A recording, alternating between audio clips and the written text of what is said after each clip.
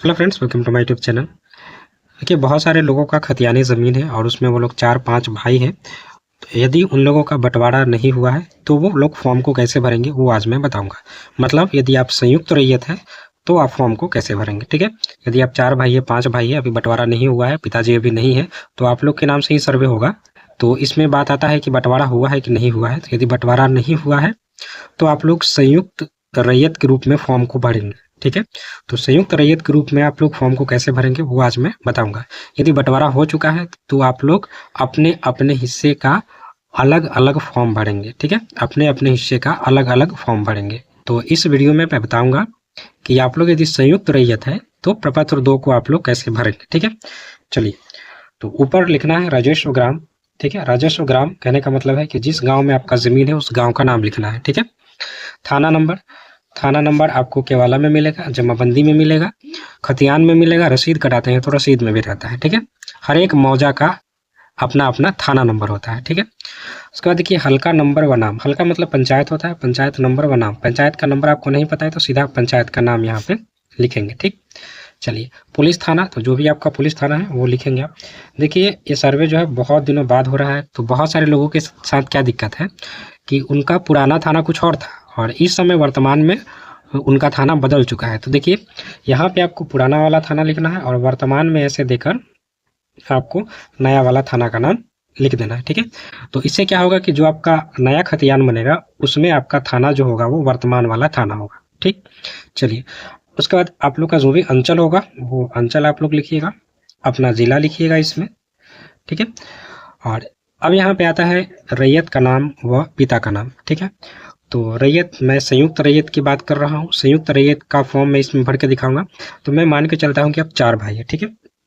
तो आप बड़े भाई से शुरू करेंगे, ठीक है। बड़े भाई से शुरू करेंगे, जैसे मान लेते हैं बड़े भाई का नाम है राम कुमार, ठीक है, लिख लिए राम कुमार।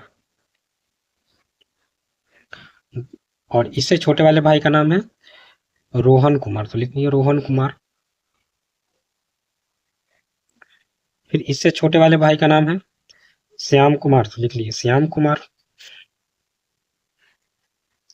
और सबसे छोटे वाले भाई का नाम है मोहन कुमार, तो लिख लिए मोहन।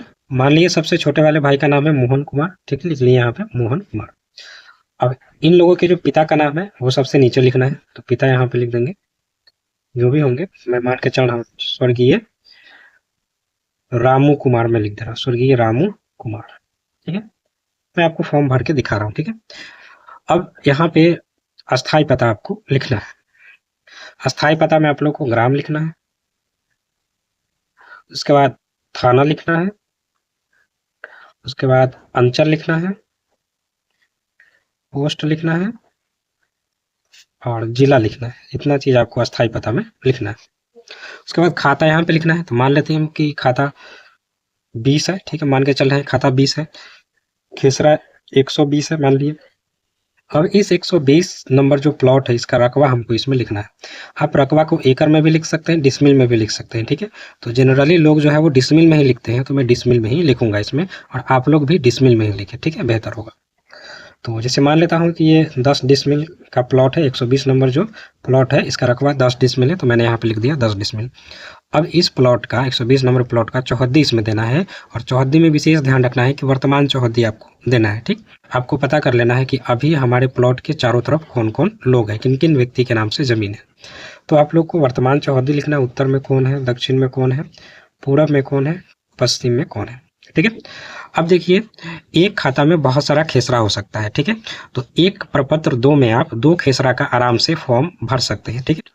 ये साफ साफ भरा जाएगा, 3 का नहीं भरा जाएगा। 3 का आप भरेंगे भी तो छोटा छोटा हो जाएगा, सामने वाले को नहीं समझ में आएगा, तो हो सकता है कि कुछ गलती करते सामने वाला। तो मेरी सलाह यही है कि आप एक प्रपत्र 2 के फॉर्म में 2 खेसरा का ही भरें। यदि आपके पास 4 खेसरा है तो ऐसा 2 फॉर्म भर के उसमें आप लगा दें, ठीक है। चलिए, तो इसमें एक ही खेसरा है तो मैं इसमें एक ही खेसरा भरा हूँ, ठीक है। मैं मान के चल रहा हूँ कि 20 नंबर खाता में एक ही खेसरा है, ठीक। अब देखिए, यहाँ पे जमीन का किस्म है। तो जमीन का किस्म आपका क्या है, धनहर 1 है, धनहर 2 है, धनहर 3 है, या भीट है, भीट 1 है, भीट 2 है, भीट 3 है। तो यदि आप लोग को अपना जमीन का किस्म नहीं पता है तो इस पे मैं अपने चैनल पे वीडियो भी बनाया हूँ, तो आप लोग जाके वहाँ से देख सकते हैं और आप लोग अपने जमीन का किस्म पता कर सकते हैं। तो मैं मान के चल रहा हूँ कि जो जमीन है वो भीट है, ठीक है, मान के चल रहा हूँ कि भीट है। उसके बाद यहाँ पे लगान, तो आप लोग लगान जो है अपने रसीद में देखकर भर लेंगे, क्योंकि हर एक जगह का जो होता है लगान वो डिफरेंट होता है, ठीक है। तो आप लोग अपना रसीद में लगान को देख करके भर लेंगे, उसमें वार्षिक लगान लिखा रहता है। चलिए, उसके बाद यहाँ पे जमाबंदी संख्या। तो देखिए जमाबंदी संख्या क्या होता है, जब आप जमीन लिखाते हैं, रजिस्ट्री कराते हैं, उसके बाद दाखिल खारिज कराते हैं, दाखिल खारिज होने के बाद आपका एक पक्का रिकॉर्ड बनता है, उसी को जमाबंदी कहते हैं हम लोग, ठीक है। और ऊपर जो है जमाबंदी संख्या लिखा गया होता है, जब पंजी 2 वाला पेपर आप निकालेंगे जमाबंदी वाला, तो ऊपर जो है जमाबंदी संख्या लिखा होता है, ठीक है। जमाबंदी संख्या आपको कहाँ कहाँ मिलेगा वो मैं आपको बताता हूँ। जमाबंदी संख्या आपको केवाला पे नहीं मिलेगा, ठीक है। जमाबंदी संख्या आपको मिलेगा खतियान में, बहुत सारे खतियान में रहता है जमाबंदी संख्या। उसके बाद पंजी 2 वाला पेपर होता है, उसमें मिलेगा आपको, और यदि आप रसीद कटाते हैं तो उस पर भी जमाबंदी लिखा रहता है।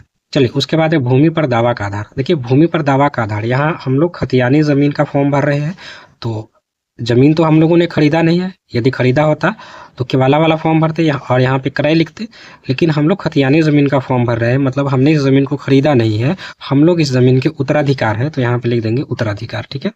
अब देखिए यहाँ पे अभिव्यक्ति वाला जो कॉलम है, इसमें क्या भरना है आप लोगों को। तो देखिए 120 नंबर जो ये प्लॉट है, इस पे यदि कोई केस है, कोई विवाद है, तो यहाँ पे हाँ लिखेंगे, यदि कोई केस विवाद नहीं है तो इसको सीधा छोड़ देंगे, ठीक है। चलिए, अब हम लोग आ जाते हैं नीचे। नीचे जब आप आएंगे, जब आप नीचे आएंगे तो यहाँ पे आपको देखने को मिलेगा स्थान, ठीक है, स्थान। यहाँ तो स्थान में आप क्या भरेंगे कि जहां से आप इस फॉर्म को भर रहे हैं उस जगह का नाम आप लिखेंगे, ठीक है। चलिए, उसके बाद देखिए यहाँ पे तिथि है। तिथि आप लोग जो है जिस दिन फॉर्म भरेंगे उस दिन का भी डाल सकते हैं, या जिस दिन फॉर्म को जमा करेंगे उस दिन का भी डाल सकते हैं, ठीक है। उसके बाद यहाँ पे है आधार नंबर, तो यहाँ पे रैयत का आधार नंबर देंगे, ठीक है। यहाँ पे 4 रैयत है तो चारों रैयत का आधार नंबर आपको लिखना पड़ेगा, ठीक है। आप 4 का इसमें कैसे हटाएंगे, तो देखिए यहाँ पे सीरियल नंबर है ना 1 2 3 4, ठीक है। तो आप नाम ना लिखकर यहाँ पे 1 2 3 4 लिखिए, आप उसके सामने आधार संख्या लिख दें। जैसे 1 लिखा मैंने, उसके बाद यहाँ पे आधार संख्या लिख देंगे, 2 फिर आधार संख्या, 3 फिर यहाँ पे आधार संख्या, 4 नहीं हटेगा तो 4 यहाँ देके उनका आधार संख्या यहाँ पे लिख देना है, कैसे भी इसमें हटा देना है, ठीक। उसके बाद यहाँ पे रैयत का हस्ताक्षर व अंगूठे का निशान। यदि रैयत साइन करते हैं, आप लोग साइन करते हैं तो चारों लोग आप लोग यहाँ पे साइन करेंगे, और यदि आप लोग अंगूठा लगाते हैं तो चारों लोग अंगूठा लगाएंगे अपना, ठीक है। इसमें कैसे भी एडजस्ट करके लगा लेना है। तो ये है प्रपत्र 2 को भरने का सही तरीका। इस तरीके से आप लोग प्रपत्र 2 को भरें। यदि आप संयुक्त रैयत है तो वैसे ही प्रपत्र 2 को भरना है। और यदि आप लोग नए हैं तो मेरे चैनल को सब्सक्राइब जरूर कर लें, और सर्विस रिलेटेड कोई भी क्वेरीज है, डाउट है तो आप पूछ सकते हैं हमसे कमेंट के माध्यम से। तो मिलते हैं हम लोग नेक्स्ट वीडियो में, तब तक के लिए थैंक यू, आपका दिन शुभ हो।